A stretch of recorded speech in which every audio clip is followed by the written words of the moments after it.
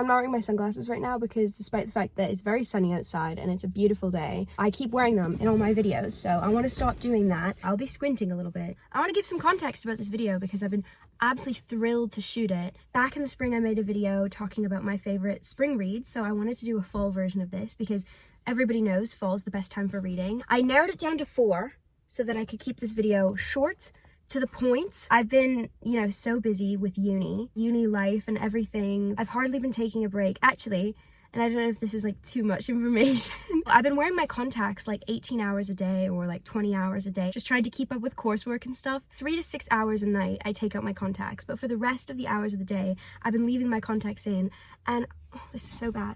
I've given myself, like, you see that red at the bottom of my eye?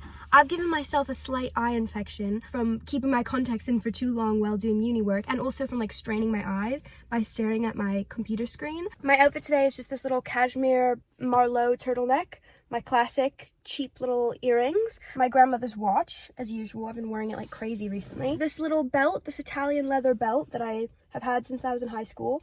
And then just these Aritzia jeans, which are just like straight leg denim. And then obviously no mascara because of my eye. So, and no sunglasses either. Okay, let's go. Also, of course, my little Le Tenure bag. It's like the perfect fall winter bag. So I'm excited to be back wearing it. It's a city park, so it's so busy today because it's just so beautiful. It's this time of year that I feel so grateful to live where I live. I love the color difference between the leaves and the water and the sky. Okay, yes, doesn't look like there's anybody sitting at my favorite bench. Fall is kind of the perfect time to like get back into reading. Like, you know, when you've been off of reading for a while and you just kind of want to get back into it. Because fall is my favorite season for reading and getting back into reading, 2 of the books out of this stack are like 2 of my favorite books of all time. The titles of the 4 books are A Tree Grows in Brooklyn, Mother Night, I just picked up this copy in my last video, so you guys already know, Catch-22, and then The Christie Affair. So like I said, kind of a broad range of books, but all such perfect autumnal reads. Prattled those off in no particular order, but I think I'm going to start by explaining The Christie Affair because this one is like the most modern and also probably, yeah, one of my favorite books of all time. Agatha Christie, the real life person, the author of all those famous murder mystery books, she in real life, she disappeared for like 2 weeks or 12 days or something, and no one really knows what happened because when she reappeared, like she basically said, I don't remember what happened. It's kind of one of those like long-term like historical mysteries, like what happened to Agatha Christie. This book attempts to address it, but the whole book is told through the perspective of Agatha Christie's husband's mistress. The mistress is kind of like a morally grey character in Agatha Christie's life because she both contributes to like the downfall of Agatha Christie's mental health and career and life, but at the same time she's like kind of a friend to her, and it's kind of like witty and clever and heartfelt. Brilliant book. Like I said, I genuinely think like even if you're not a massive fan of reading, this book will pull you right back into reading. It's so good, it's so fast-paced. Also, the main character is such a fun character. She's so cool, so. 10 out of 10, also so cozy and so autumnal. It's so worn in because so many people have borrowed it, and every single person who's borrowed and read this book absolutely loved it. So it appeals to lots of people. Okay, this will be my next book. I just randomly grabbed this out of the pile. As you can see, this is I take terrible care of my books, I know. To be fair, this book is from like I think probably like the 70s or 80s. It's a really old copy. It was my dad's, and it's not just me that's ruined it. Like, it's just, look, you can see how yellowed it is. Anyways, this is Catch-22, and I read Catch-22 for the first time a couple of years, no, only like a year ago, I think. I'd never considered it as something I wanted to read. I thought it was like akin to For Whom the Bell Tolls or like some of those boring old classics.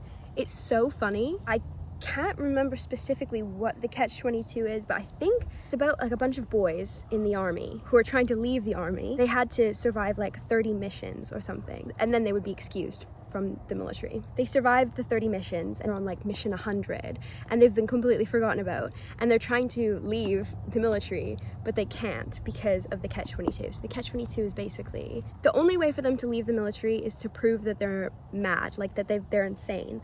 But the act wanting to leave the military proves that they're not insane. Only an insane person would want to stay in the military, if that makes sense. So they're stuck in this endless loop, and the book itself, I mean, I know it's not going to be everybody's taste, but the book itself is so funny, and it's like so frustrating because they keep going back through these like constant loops. And it also has like a good kind of underlying message about like war, and violence. It's very anti-war in so many ways, obviously. And I think it's such a fun autumnal read because, like I said, autumn is the perfect time to just like sit and enjoy things. And this book requires you to kind of like, I don't know how I could describe it more, but this book requires you to like sit there like this. It does look big, but I promise it goes by fast. This one I'm going to save for last. I've been reading this. I'm not finished it yet, but I want to tell you guys how I've been feeling about it, give you a little update. But this book was one that was suggested to me by somebody who used to watch my videos on TikTok. She messaged me on Instagram actually, and she's like, Camille, you need to read this. She said it was the perfect autumn read, and I was like, okay, if you're going to message me about reading a book, I probably should check it out. And I have to agree. Francine Nolan spent her formative years in the Williamsburg slums of Brooklyn, New York at the turn of the 20th century. It's like a slice of life. You kind of get to spend time with her and her family in the apartment. It's very comforting. It's very warm and familial.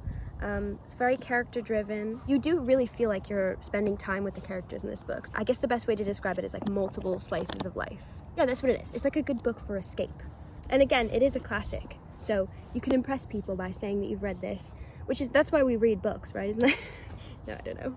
Okay, and then the last book I'll probably have the most to say about because I'm reading it right now. I feel like I'm struggling here to know how much information I should give you about each book because I don't want to spoil them. I'm somebody who likes like very little information going into reading a book, but I do want to entice you guys to read these.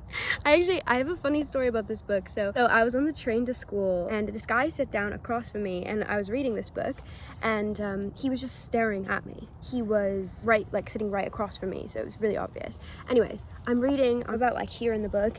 I turn the page and I don't want to say what happened, but something happened and I went and he burst out laughing and he was like, I was waiting till you got to that part. He knew where I was in the book. He obviously loves this book and he knew I was about to hit that point. So then he was like, how are you liking it? And it was quite sweet. But anyways, yeah, this is Mother Night. It's very good. I'd say it's like one of his most coherent kind of stories. A lot of his stories are very like surrealist, and they're in reality for a moment and then they fly somewhere else. That's just kind of how he writes, and it is interesting, but this one's a lot more grounded. This one's set on Earth. I don't know how much of it I can talk about because some of the themes are a lot more controversial or like heavy, but it's set in the 1960s and it's about like what can I say? What words can I use? Okay, this is how I'm going to say it. So the main character of this book, the person who tells the story, Howard W. Campbell Jr., was a propagandist for the Germans. Like he made German propaganda during the Second World War.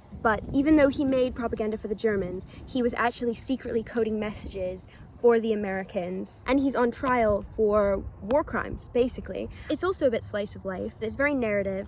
You can see the printing's typed out like it's typed out on a typewriter, because you're basically reading his like typewriter writings, like his reflections. So it's almost like his journal. A bit of leaf on me. The first line of his introduction. This is probably the line that's sticking with me as I'm reading this. This is the only story of mine whose moral I know. I don't think it's a marvelous moral, I simply happen to know what it is. We are what we pretend to be, so we must be careful about what we pretend to be. I usually read books super fast, but I've been trying to read this only a little bit at a time, so I've just been reading it on like my 15-minute train ride every morning. It's been nice to like read it and then kind of think through it. And that's what I suggest with autumn reads. Like autumn is the perfect time to pick a book that isn't quick, you know, that's not going to give you that like instant hit of like, I just finished a book, but to read something that's got some sort of like feeling to it, some teeth, you know? Like this book, A Tree Grows in Brooklyn, is only satisfying because you spend so much time with the characters. If this book was only about 15 pages long, you wouldn't be as happy or emotional or angry as you are when you read this book, you know what I mean? Okay, well, thank you guys so much for watching. I really appreciate it, and I hope you have a lovely autumn. This is literally how I've been propping up my phone. I was putting it like right here. But anyways, yeah, thank you guys so much for watching. I'm just gonna head home now and finish some more coursework, but I love you. Bye.